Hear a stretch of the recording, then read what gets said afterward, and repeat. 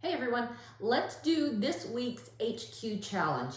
Deals with non-invasive ventilation, okay? A 5'6" female on Nppv. Okay, so number one, they're never gonna say BiPAP on the exam because that's a brand name. So they'll say Nppv, NIV, non-invasive, something like that.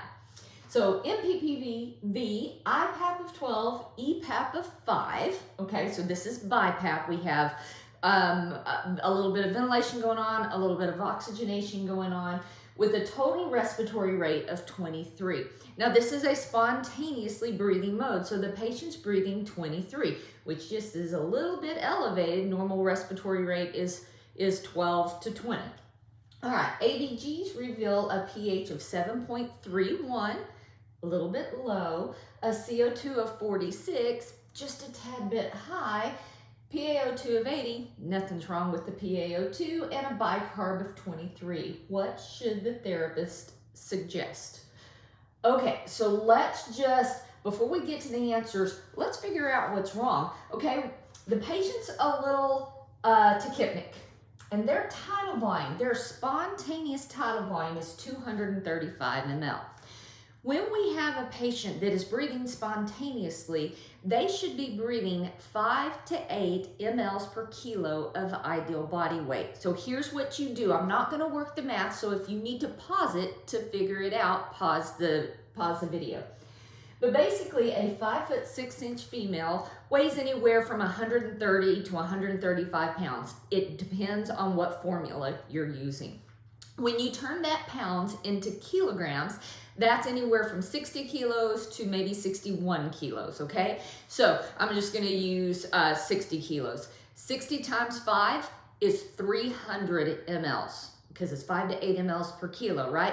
And right now, I can tell you that this person doesn't have a high enough spontaneous tidal volume in order to ventilate effectively. That's why the pH is a little low and the CO2 is a little high, and they're breathing a little faster, okay? So we don't have as much tidal volume as we need in order to ventilate appropriately. So we need to fix, on this patient, we need to fix ventilation.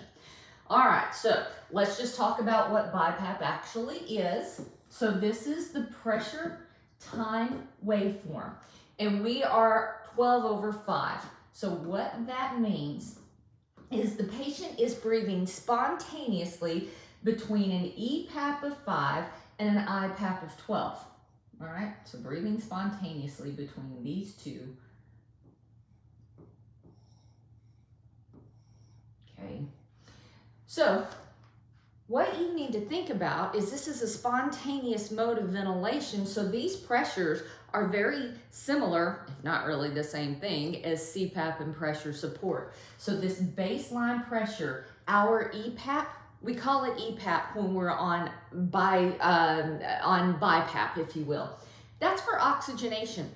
We're not oxygenating poorly at all. The patient's fine with oxygenation. The difference between EPAP and IPAP, this right here, this is pressure support. Okay, the purpose of pressure support is to augment or increase spontaneous tidal volume. We have to increase that tidal volume to at least 300. So the easiest way to do this, I need to get a bigger spread. I don't even really have to do math, but this difference between these two numbers needs to be bigger. So the easiest way to do that would be maybe to increase that IPAP, I don't know, to 15. Okay, so the easiest way to do it is increase IPAP. Decrease IPAP? No. Increase EPAP? No, there's nothing wrong with oxygenation. Increase pressure support. There it is. The difference between the two is called pressure support. So that's the answer. Let's just look at the last one. Intubate and begin invasive ventilation. This blood gas is not in the critical range for intubation and mechanical ventilation. So that's a little bit too extreme. So there you go. The difference between basically EPAP and IPAP is pressure support, and that's how your patient ventilates. Hope this helps. See you soon.